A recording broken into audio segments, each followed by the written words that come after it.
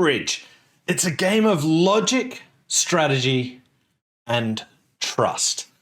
But in 2015, one person shook the game to its absolute core, risking his career, his reputation, and also friendships to do what is right.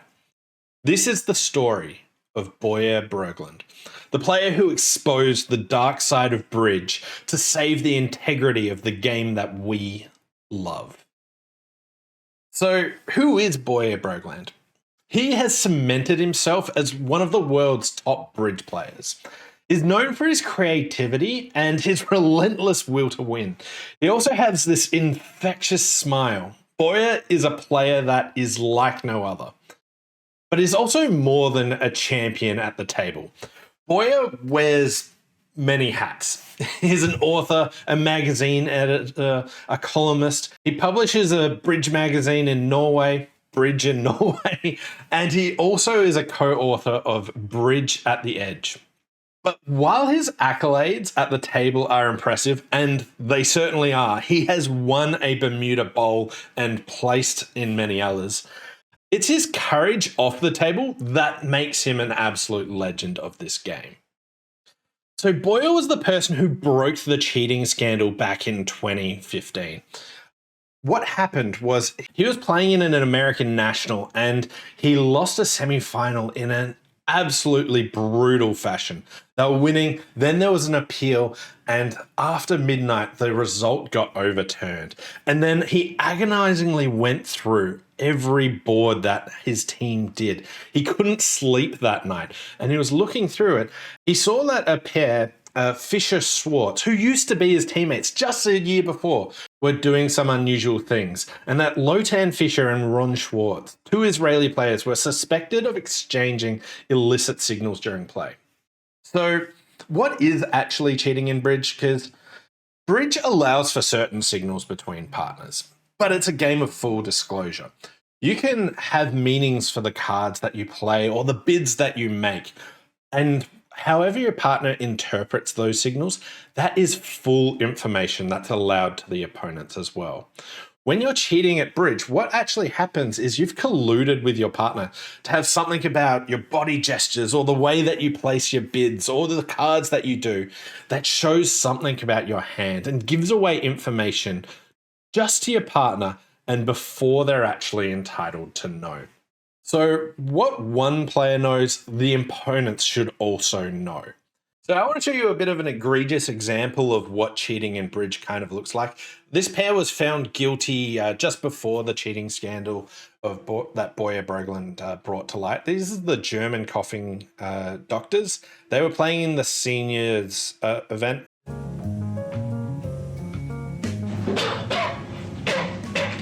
Here he gave 4 coughs to highlight where his singleton was in spades. So after looking over all these hands that Fisher and Schwartz had done, Boye couldn't stay silent. He set up a website, bridgecheaters.com. I love the name here, where he publicly accused his former teammates of cheating and provided evidence of foul play. But it wasn't just about these two players. It was about the integrity of the entire game. Now, this wasn't an easy battle. Boye's campaign gained traction and the Bridge community came together as a whole, and they crowdsourced an effort to comb through hundreds of hours of video footage of people just playing Bridge, which would reveal patterns of cheating, but not only of Fisher and Schwartz, but other top players as well. Soon other world-class players were implicated.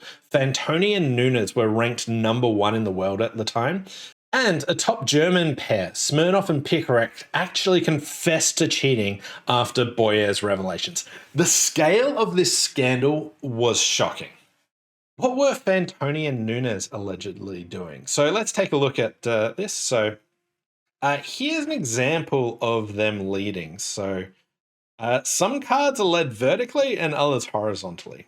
And basically, if it's random, it doesn't matter. But when there is this pattern, it can be very serious. Let's take a look at seeing if you can see a code here. So here, he leads it vertically. Then the next one here, vertically. And again, Oh, horizontally. And then here, vertically. And there's this pattern here that when he leads it vertically, they're trying to show that they have this honor in the suit or maybe a singleton. And there is countless examples where time after time, if they've got the ace, king, or queen, they've led it vertically. If they don't have it, then they don't have one of those top three. And what were Fisher and Schwartz doing? So here, one of the main things that they're accused of is this strange placement of the tray. They were sliding that strangely through. So let's take a look of how this works. But what they're doing is that whoever's not on lead is taking the tray and placing the board in a certain spot. If they leave the tray in the middle, then it says that they've got no preference. But in spots like this, we're just looking at ones where they take the board off and say that they've got a preference here. So let's take a look. So it's always the person that's not on lead that removes it and places where the board. So here, Lotan puts it in the middle for diamonds. That's where you'd expect it to go. This one, he keeps it to his side for clubs. And then back in the middle for diamonds. And here, pushing it all the way through to signal that he actually likes spades. There was also a movie made about this. It's called Dirty Tricks. It's quite a good movie. It sort of poses the viewpoint of did they cheat or not. I feel like personally watching the movie, it leans too much to that they didn't cheat when the overwhelming consensus is that they did. But it highlights some really interesting back and forths here. But yeah, really cool movie, really well done. I found it really insightful, and they've actually got clips from my my YouTube channel when I was posting recaps of this actually coming out. But one of the videos that they put in, they just get like the intros where I'm going, there's another cheat, and there's another cheat, and there's a fourth cheat.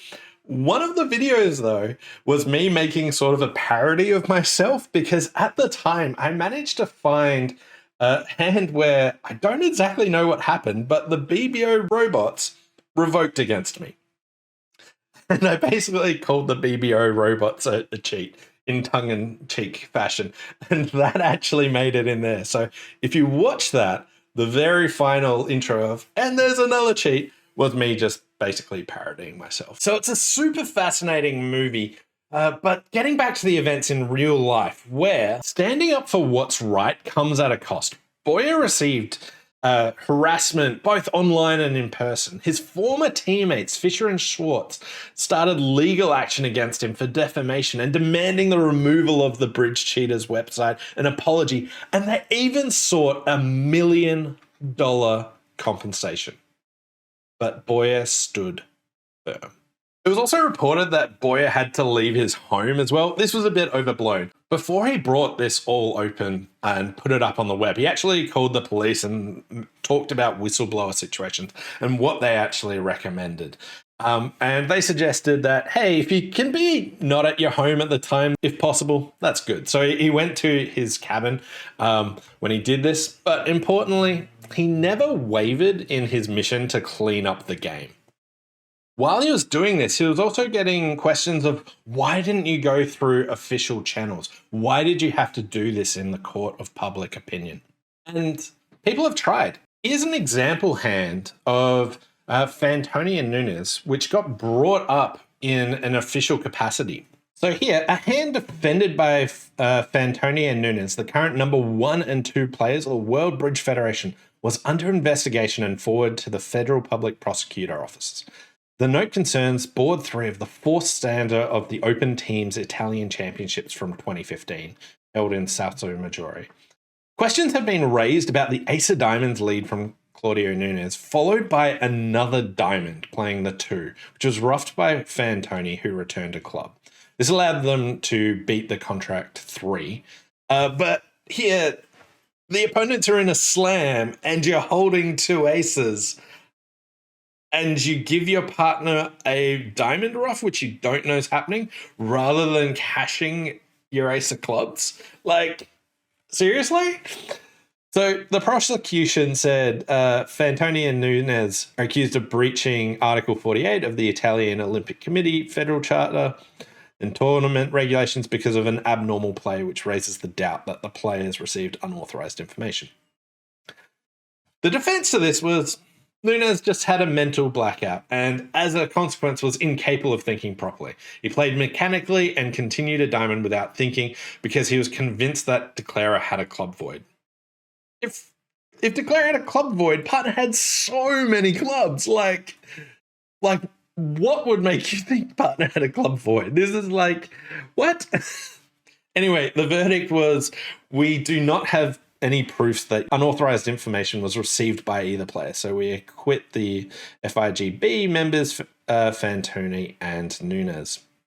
Even though this pair was subsequently found guilty of cheating from the crowdsourcing efforts of Boye Brogeland.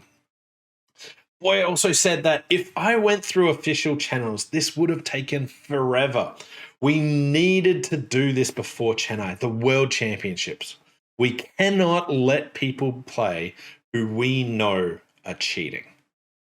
So thanks to Boye's courage, the cheaters were exposed. Fisher and Schwartz and Fantoni, Nunes and Pikarek Smirnov were all banned for 5 years for cheating. These actions sent shockwaves through the world of competitive bridge and forced governing bodies to rethink their anti-cheating measures.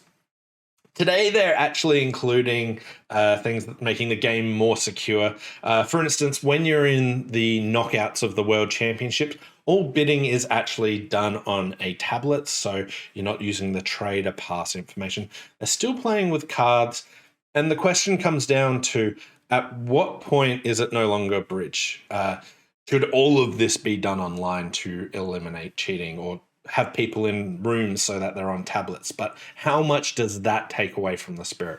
Where is the balance here of anti-cheating methods, but still getting to actually play the game of bridge? But importantly, bridge has always had this element of trust. And Boye reminded us how fragile and how important that trust really is.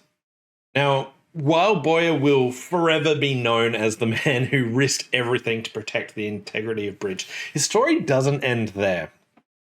He's returned to the table and is continuing to play the game he loves with his amazing imagination and skill. And I want to show you one of the hands that is played in Australia where I live. And this is just a subtle hand, but I love how small differences can make such a big impact. So this was played in the 2000 Australian National Open teams in Canberra. So Boye was playing with Espen Eriksson, and he opened a heart. Westover called 2 clubs. Espen bid 3 clubs, Q raise, good raise of hearts. And East found a nice bid 3 diamonds for lead direction, trying to get partner to lead a diamond here, knowing that they could always go back to clubs later. And Boye bid 4 hearts here. Now, they got the diamond lead, and given the 3 diamond bid, he knew that the king of diamonds was offside. So here he rose with the ace of diamonds. And just looking at this, you've got 3 spade losers and a club loser. So how would you want to try and play this hand to give yourself a chance? Well, you could try and play a club and set clubs up. But if the opponents know you're doing that, they can rush and get their spades.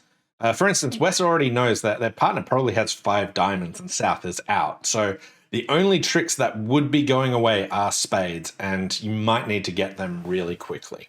Also, if you draw trump and hearts were 2-0, for instance, that would give someone room to signal for spades. So here, Boye found a really subtle but nice play here to put the pressure on the opponents. He led a club at trick 2, and when East played low, he didn't put the king or queen up, he ducked it. He played a low club, and here West wins, and not realizing or even considering that South is threatening to try and set up their clubs, just passively exited a diamond, which gave Boye time to win, and he drew trumps, and then he led the king of clubs, taking the roughing finesse. And after this, he had time to get rid of one of his spades and make 10 tricks. It's a really subtle thing, But this is the type of play where you don't really consider what information you're giving away when you lead that club to the king. And this is just posing that extra little challenge for the opponent. And I just absolutely love hands like this. Boye's story is a reminder that sometimes doing the right thing comes with sacrifice, but it's thanks to players like him that bridge remains a game of trust, honesty, and skill. So next time you sit down at the table, remember the man who risked it all to save our game. Thanks for watching. If you enjoyed this video, make sure you subscribe. It really helps me out, and we'll see you next time.